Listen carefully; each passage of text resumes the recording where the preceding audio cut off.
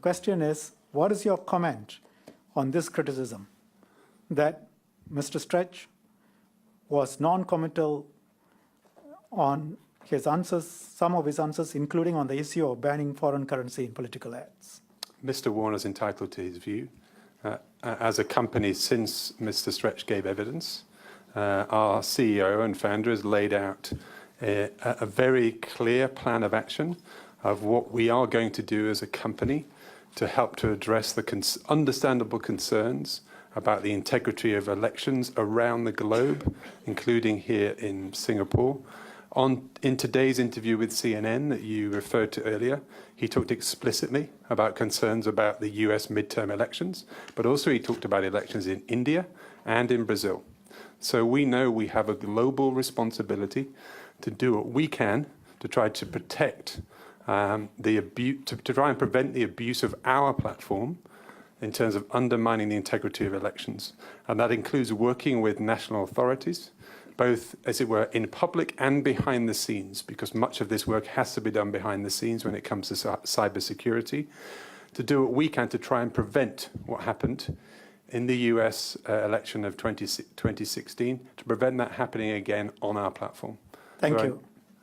Now, have you now a policy to ban foreign currency payments for political advertisements? We have a policy of complete transparency when it comes to political advertising, Milner, but we do not yet. I'm happy to answer if you'd let me. Yes. We do not as yet have that policy. Right.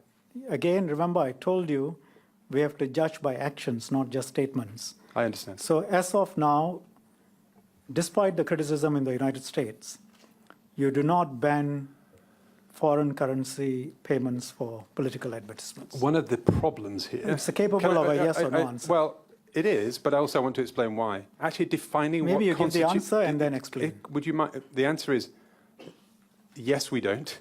Thank you. But the reason for that, one of the reasons for that is it's actually really difficult to define what is a political ad. Most of the ads in the case of the US may not have been classified as political ads under the jurisdiction there because they did not endorse a candidate. So one of the questions really for us and for you as legislators is what constitutes political advertising? So it's not because we don't want to try to address the issue, it's just it's actually not simple. So if we defined what is a political ad for you, then you will do it? I think that's something, I can't be definitive on that, I'm sorry, but it's definitely one of the things that we're looking to see how we can help to protect the integrity of elections when it comes to abuse of our advertising platform. Remember, this was not just about ads.